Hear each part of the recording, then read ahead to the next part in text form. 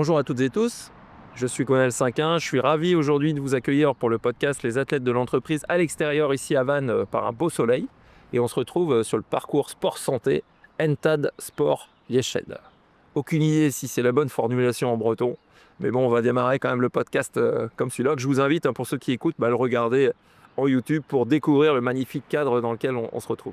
Alors les podcasts, les athlètes de l'entreprise, c'est un podcast donc, qui est financé et sponsorisé par Campus Club Formation. Campus Club Formation, c'est un centre de formation qui vous accompagne pour des séminaires, pour des formations sur les valeurs des activités physiques ou des activités mentales au service du développement personnel et professionnel. Alors aujourd'hui, on a décidé de faire un podcast spécial, c'est pour ça qu'on est d'ailleurs à l'extérieur. Et ce podcast spécial, on va le consacrer à vous donner 10 clés sur le thème du Campus Club Formation, sur ces activités physiques et mentales, comment vous pouvez les intégrer dans vos entreprises avec des outils clés. Et on va donc parler de 10 clés.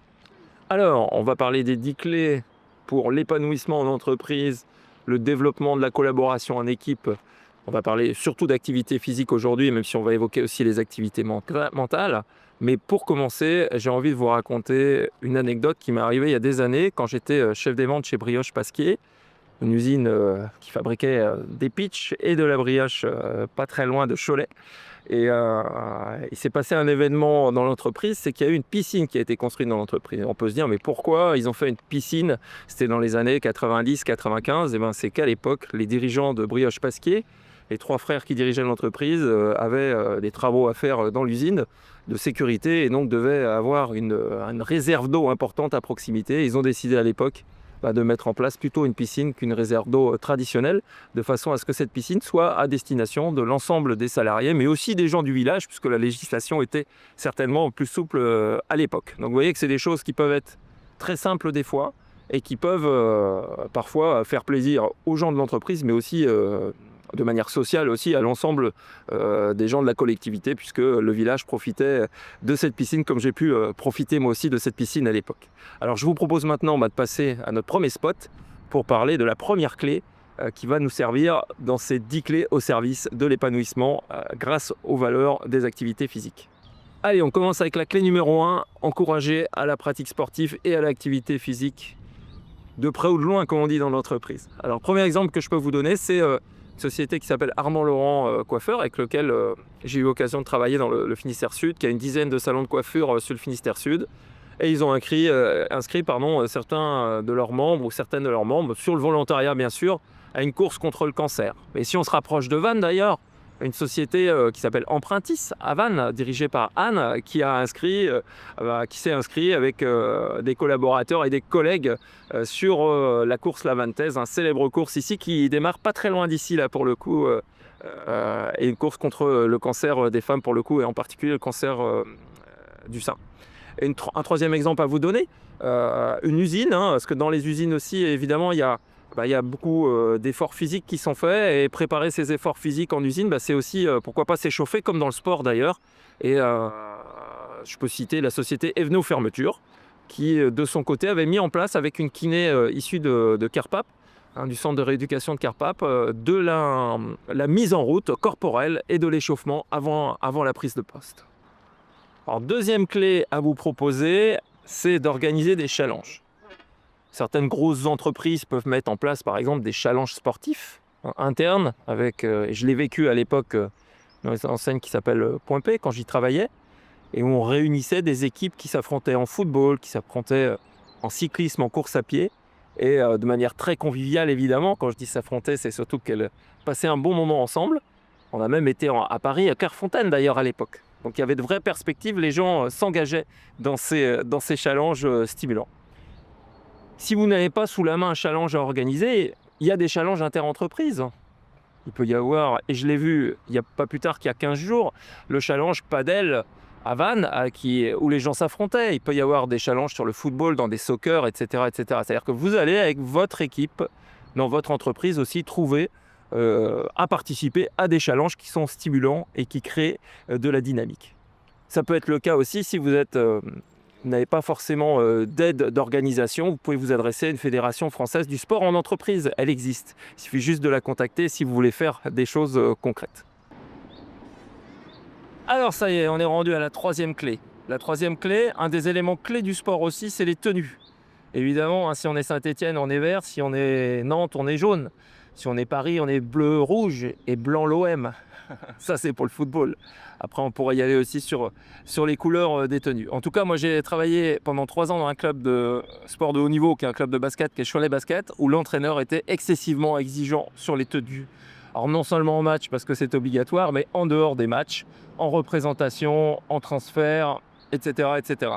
Et ben, dans les entreprises, les tenues, c'est important aussi. C'est important parce qu'on est reconnu quand on porte une tenue. Et donc ça, c'est un des points clés. Soignez aussi les tenues de travail. Que vous soyez une petite entreprise, ça peut être juste un polo, juste un t-shirt. Quand vous soyez une entreprise où vous avez un matériel bien particulier à porter, enfin des tenues particulières à porter, soignez cette dimension-là parce que c'est un point essentiel. Comme l'est également l'accueil d'un salarié. La remise de tenue, c'est une cérémonie officielle quand on arrive à une entreprise. Ça peut être accompagné d'un welcome pack avec les petits cadeaux qui vont bien pour faire en sorte que le salarié qui arrive, il appartient, hein, on parle souvent de l'institution dans le sport, et ben c'est pareil dans l'entreprise, il appartient à l'entreprise. Allez, maintenant on va parler de la quatrième clé. La quatrième clé, c'est ce qu'on pourrait appeler la troisième mi-temps, mais la troisième mi-temps raisonnable. Alors ici en plus on est dans un pays de rugby avec le RCV et on sait que les valeurs que ça peut apporter. Et ben, ce que je vous propose, c'est de regarder quelles valeurs on va pouvoir aller chercher dans le fait de se retrouver après un match ou après une réunion ou après un séminaire. Tout cet aspect-là d'échange qu'on doit mettre en place. Alors ça, c'est un point essentiel, de trouver des moments de partage en dehors du travail, quel que soit le moment qu'on va trouver. Certains ou certaines qui fêtent les anniversaires, par exemple. On souhaite des fêtes, on souhaite des événements particuliers, des victoires dans l'entreprise. Tout ça, ce sont des moments qui sont essentiels à la vie de l'entreprise. Donc fêtons les réussites dans l'entreprise, ça c'est la quatrième clé. Alors on arrive maintenant à la cinquième clé. Oh là, faut trouver l'équilibre. C'est pas toujours simple. Hop, oh là, je tombe, je retrouve l'équilibre. Et voilà, c'est parti. Cinquième clé, c'est quoi? C'est surtout, dans l'entreprise, de responsabiliser les équipes. C'est un des points essentiels. On appelle ça dans le sport la théorie du ballon. Un ballon bien équilibré, il y a des traits droits, comme sur un ballon, il y a la direction de l'entreprise, des managers intermédiaires, et puis des gens sur le terrain, quel que soit leur métier, des commerciaux, des gens d'usine, peu importe. En tout cas, il faut un bon équilibre entre tout ça. Souvent, ce qui se passe dans les entreprises, c'est que des managers compensent une faiblesse de leurs équipes.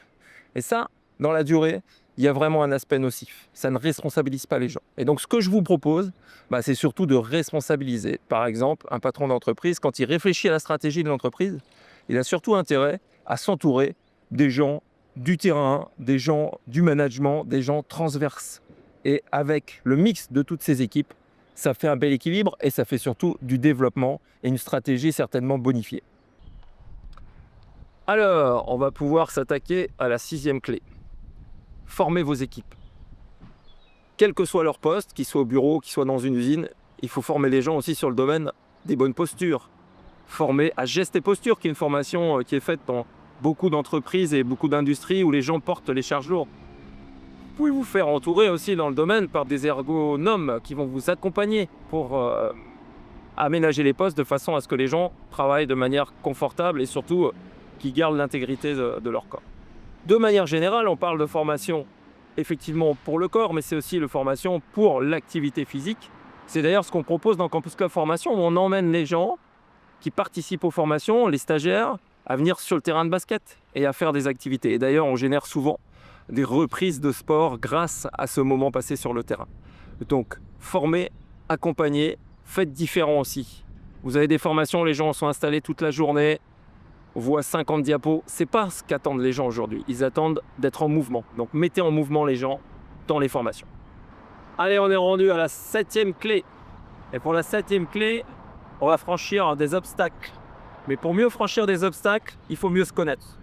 Et bien se connaître, c'est déjà faire appel à son équipe pour avoir des feedbacks. Qu'est-ce que tu penses de cette décision? Penses-tu que j'ai pris la bonne décision? Qu'est-ce que tu suggères? Avec des belles questions ouvertes. C'est la technique du 360 degrés. Prendre des décisions avec l'aide de l'avis de ses pairs, de ses collaborateurs, éventuellement de ses chefs aussi, c'est pas mal. Et enfin, Dernière technique aussi qui peut être intéressante dans cette clé, c'est le pas de côté. Comme je le fais là sur cet obstacle. Le pas de côté, c'est quoi? C'est demander l'avis à quelqu'un, hop, comme si vous étiez cette personne-là. Vous mettez dans la peau de cette personne-là et vous dites, tiens, ce monsieur, cette dame que je connais bien, qu'est-ce qu'il pensera de la situation? C'est le principe du pas de côté. Alors, on est rendu à la 8e clé. Allez, je ferme les yeux et j'avance quand même parce que j'ai l'aide. Oh, il y a quelques obstacles. C'est normal, dans la vie d'une entreprise, il y a des obstacles. Dans la vie d'un collaborateur, il y a des obstacles. C'est pareil pour des managers. Et en fait, on a besoin de s'appuyer sur ses collègues pour avancer, malgré les obstacles. Et un des points clés de tout ça, c'est quoi? C'est la confiance qu'on doit accorder. Accorder la confiance, ça ne se décrète pas.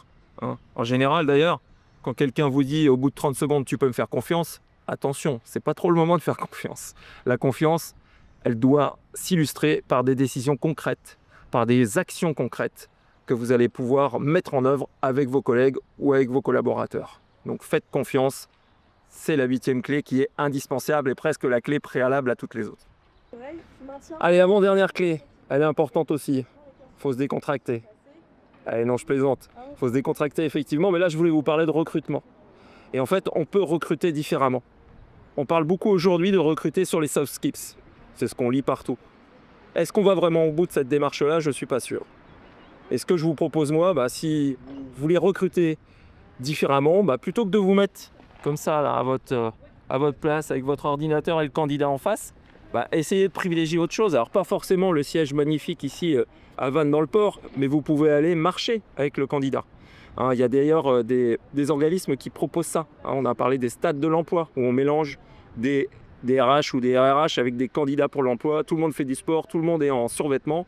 Personne sait qui est qui et finalement, les perceptions se font de manière naturelle et c'est comme ça qu'on va chercher les vraies compétences. Allez chercher les vraies compétences, prenez le temps de ne pas prendre le temps, entre guillemets, d'observer les candidats dans un cadre différent d'un box de recrutement. Allez, on est dans la 10e clé, la dernière. Pour grimper, pour challenger, faut se challenger. Quand on met les participants à des formations ou à des séminaires sur un terrain de sport, tout de suite le challenge s'instaure. Mais le challenge en équipe. Les meilleurs challenges, c'est des challenges en équipe. Et vous pouvez, alors si vous êtes sponsor du club du coin, que ce soit un club professionnel ou un petit club, servez-vous de ce partenariat-là pour le valoriser et créer des challenges en disant tiens, le club joue ce week-end, est-ce qu'on peut se mettre un objectif de pronostic? Est-ce qu'on peut aller au match ensemble, etc. pour trouver une forme de collaboration au travers de challenges. Encore une fois, quand vous mettez en place des challenges dans vos équipes, pensez collectif et des lots collectifs. Ce qui est intéressant, vous gagnez le challenge, vous avez un karting ensemble, vous avez une participation dans un centre de loisirs, peu importe. En tout cas, il faut privilégier le collectif dans ce challenge. Allez, on se retrouve juste devant l'endroit qu'on vient de parcourir avec les 10 spots qu'on a fait liés aux 10 clés que je vous ai proposé de mettre en œuvre dans votre entreprise pour dynamiser la coopération, la collaboration et surtout l'esprit d'équipe au quotidien. Transformez l'essai en téléchargeant l'e-book qui regroupe les 10 clés. Vous pourrez l'utiliser comme un outil de travail quasi quotidien, car il comporte une zone pour compléter vos actions actuelles et surtout vos initiatives à venir. Alors pour télécharger cet e-book, rien de plus simple, cliquez sur le lien dans la description du podcast. Prenez un temps mort comme au basket et également abonnez-vous au podcast Les Athlètes de l'entreprise et à newsletter. Newsletter qui vous informe de tous nos nouveaux invités qui sont d'univers différents de l'entreprise et du sport. Et d'ailleurs, notre futur invité sera un nom prestigieux puisqu'il s'agit d'une ex-star du basket français. Nous vous informerons dans les jours qui viennent de ce nom prestigieux.